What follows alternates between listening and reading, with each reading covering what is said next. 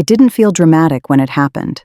There was no raised voice, no warning, no long explanation, just a meeting that ended faster than it should have.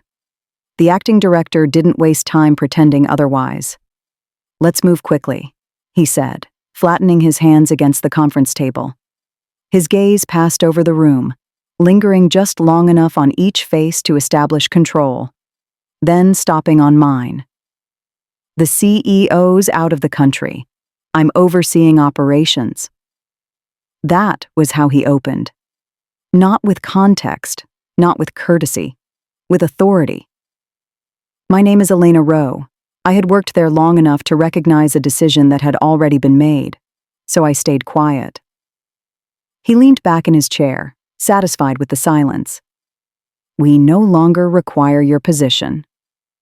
Someone inhaled sharply. A chair shifted. Another analyst stared down at her notebook like it suddenly needed her full attention.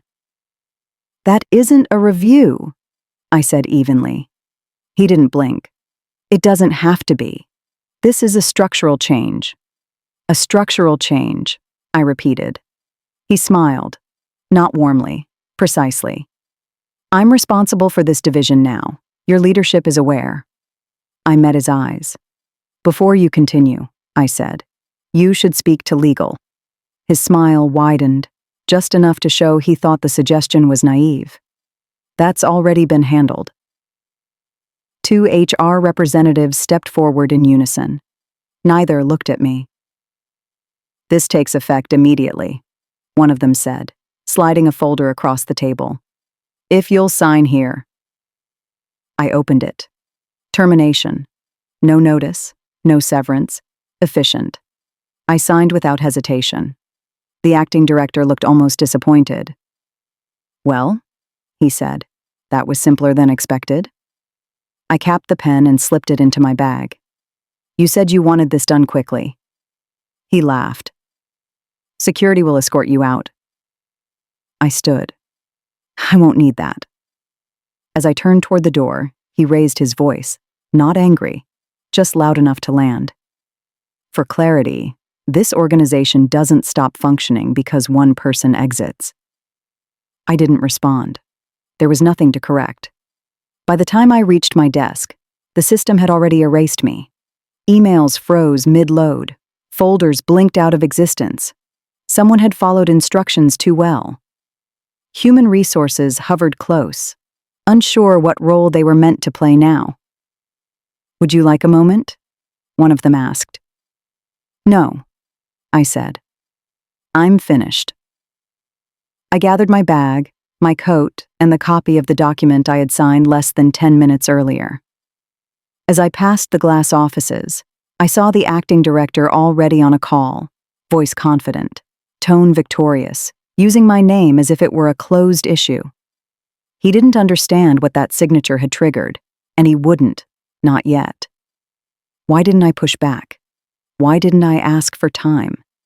HR followed me to my desk as if waiting for a breakdown that never came. One of them, someone I'd trained years ago, hesitated. "Elena, are you sure you don't want to look this over again?" "I have," I said. Her pen hovered above the clipboard. Most people ask for a pause. "I'm aware." The acting director appeared behind her, still energized. "She's always been decisive," he said, pleased. "I'll give her that." I didn't turn. I logged out of my workstation, even though the system had already done it for me. HR tried one last time. We could delay final processing until Monday. "No," I said. "Complete it now." That was when his expression changed. He tilted his head, studying me. "You're handling this well." "I'm handling it accurately." He smiled. "You've always had a flair for the dramatic." I slid the signed papers back into the folder. My eyes traced the clause I knew by memory. Section 7, subsection C, involuntary termination, immediate revocation of assigned authority. HR frowned. "You don't need a copy of that." "I already do." The acting director waved them away. "That's enough. We're done here." They left. He stayed. You know, he said quietly, people usually regret not fighting. I finally looked at him. People usually regret skipping advice. He smirked. Still trying to sound important? I picked up my bag. That would require pretending. As I walked toward the elevators, my phone vibrated once. Access revoked. Instant. Final. Exactly as ordered. Behind me, he was already issuing new instructions, speaking my name like it belonged to the past. By the time the elevator doors closed, the process he rushed had fully engaged, and no one had stopped to ask what else it controlled. The first thing to break didn't trigger an alarm. There was no system-wide alert, no red banner flashing across a dashboard. It arrived as a text message. Aaron. Quick question. Did you ever manage license QF-77219? I stared at the screen longer than necessary. Aaron didn't text casually. Procurement people never do. Me. Yes. Why? His reply came almost immediately. Vendor flagged it as inactive this morning. I didn't answer right away. I called him. This is probably nothing, he said before I could speak, like he needed the words to be true. The acting director says it's a technical delay. What did the vendor actually say? I asked. A pause. They said the shipment is paused until the license is revalidated. He cleared his throat. Receiving entity listed as non-compliant. Authorized signatory inactive. I closed my eyes. Who did they list as the signatory? Silence. Then quietly, you. I could hear movement on his end. Voices. Someone laughing too loudly. Someone else saying, just rewrote it. Did you tell him you asked me? I said. I tried, Aaron replied. He waved it off. Said licenses don't fail because one employee leaves. They don't, I said. They fail when authority is removed. He lowered his voice. He told legal to look later. Said the CEO hates delays. Another voice cut in behind him, confident, impatient. Tell the vendor we'll update the contact by end of day. Aaron covered the phone. He wants to know if you can send whatever you use to sign. I can't, I said. Because you won't? He asked carefully. Because I don't exist in the system anymore. Silence again. I didn't think it would be this fast, he said. Neither did he, I replied. We hung up. A minute later, another message arrived. A screenshot this time. The license ID circled in red. Below it, a single line, authorization invalid. They assumed something external had failed. What actually failed was the belief that authority could be replaced as easily as a login. Confidence has a way of collapsing when it meets federal law. I wasn't in the room, but I heard every word as if I were sitting at the table. Aaron called again, his voice tighter now. Legal's asking questions. Which ones? I asked.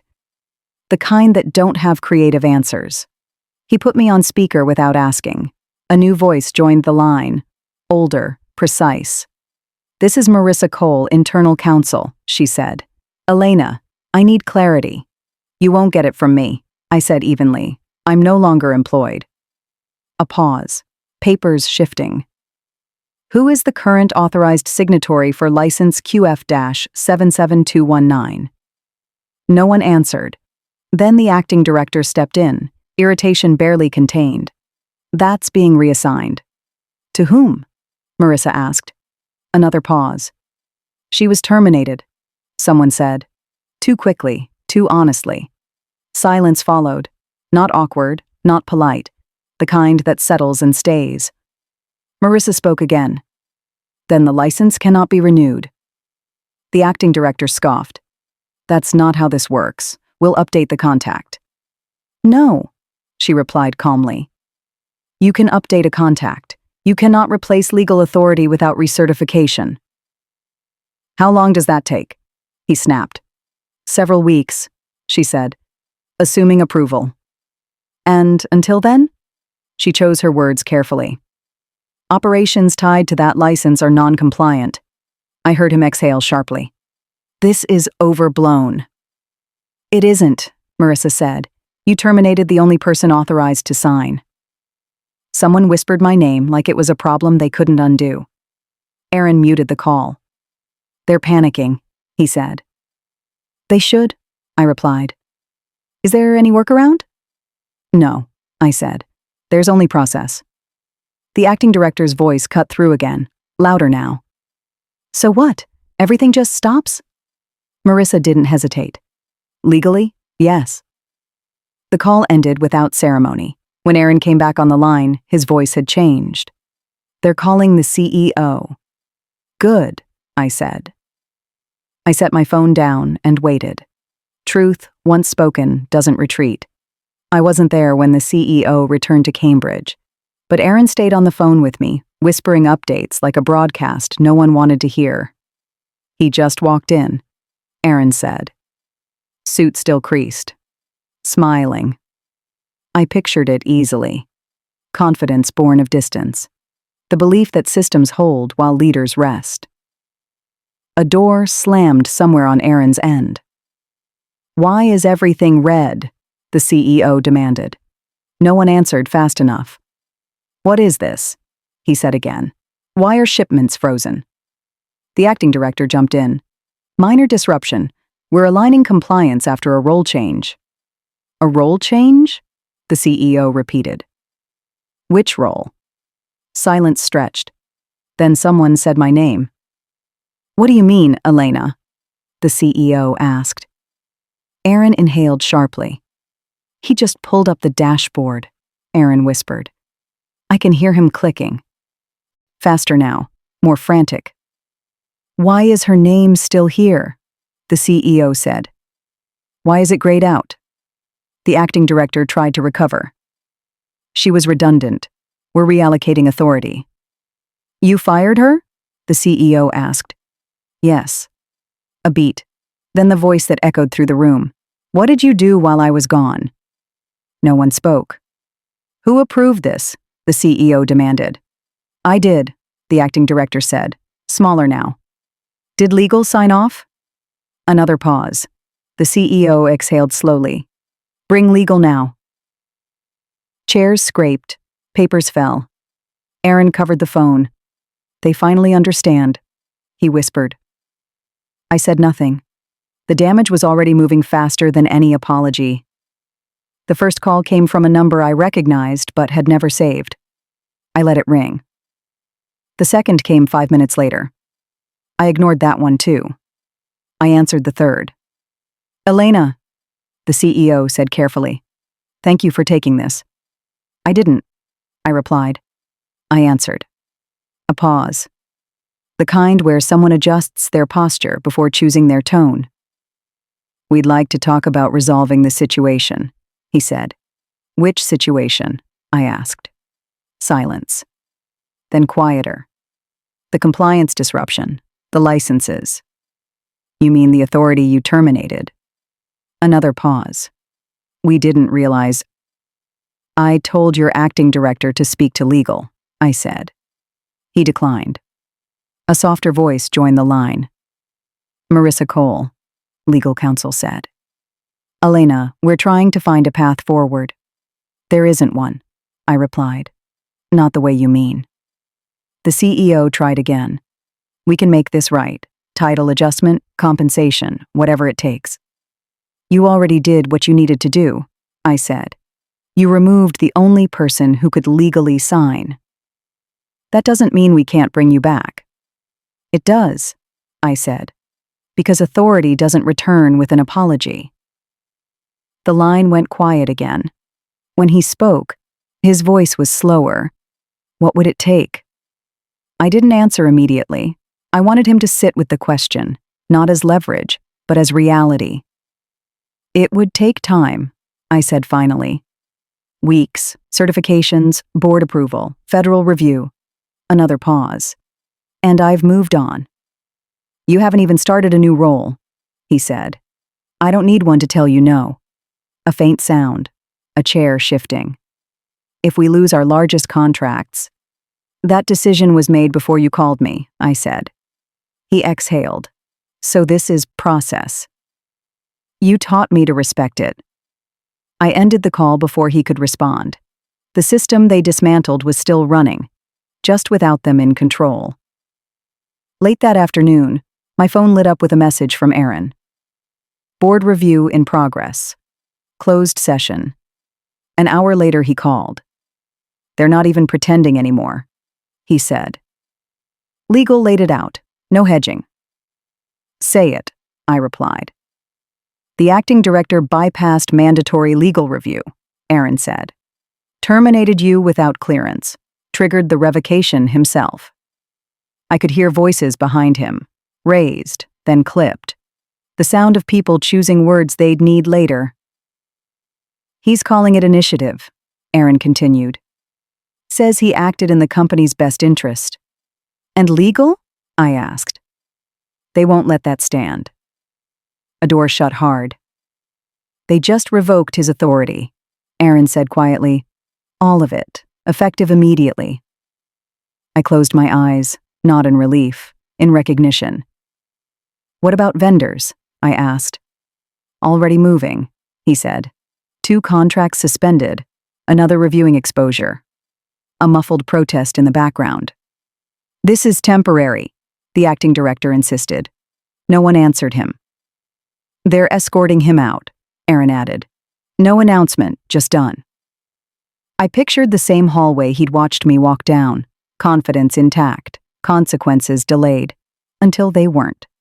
The email arrived just before noon the next day. No greeting, no softening language. Subject line, urgent. An attachment followed. The CEO called a minute later. Please tell me you've seen it. I have. We're prepared to make adjustments, he said. Senior title. Expanded scope. Compensation to reflect the disruption. You mean the disruption you created? A pause. We're trying to stabilize the company. Stability requires ownership. Marissa joined the call again. Elena, we're offering a consulting bridge, she said. 6 months. Board cooperation. Confidentiality. I see the clause, I said. That's standard. So was my termination. The CEO exhaled.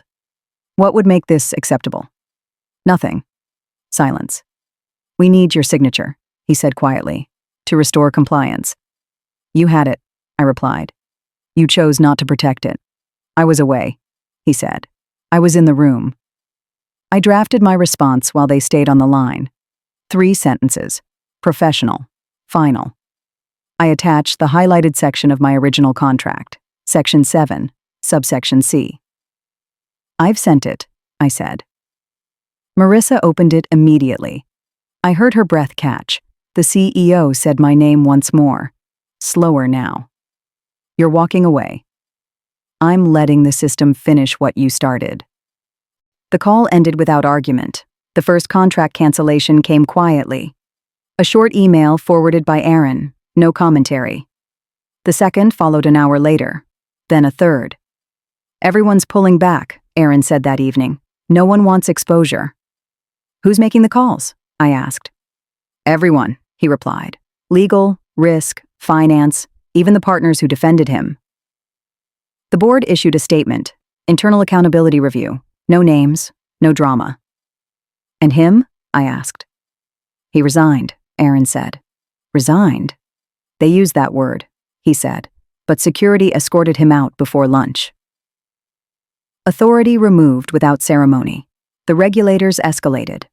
Formal review, full audit trail, press called. The CEO declined comment. Another internal memo warned staff not to speak externally. Compliance freeze extended. Projects paused indefinitely. They're bleeding time, Aaron said, and credibility. I know. People are asking about you, he added. They didn't realize how much ran through one signature. I ended the call and sat with the quiet. Not satisfaction, not revenge, just cause meeting effect.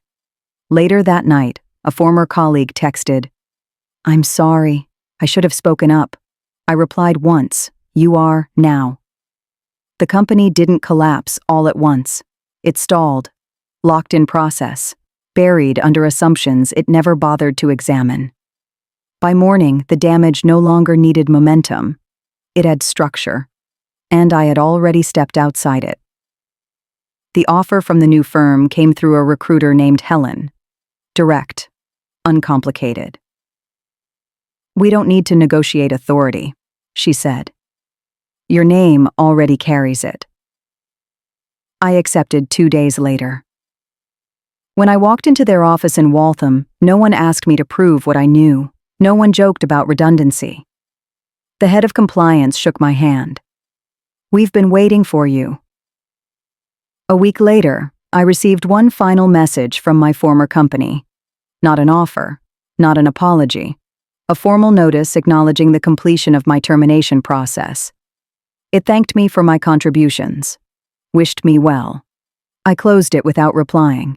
At my new desk, the systems were clean. The files made sense. When I signed my first authorization, no one watched my hand like it was a threat. It was simply the work. That night, I poured a glass of wine and let the quiet settle. Not the quiet of defeat. The quiet of something finished properly. I didn't burn the building they pushed me out of. I didn't sabotage it. I stepped away and let the structure they ignored speak for itself. Power isn't proven by how loudly you remove someone. It's revealed by what collapses when they're gone. And sometimes, the strongest response to disrespect isn't revenge. It's refusal.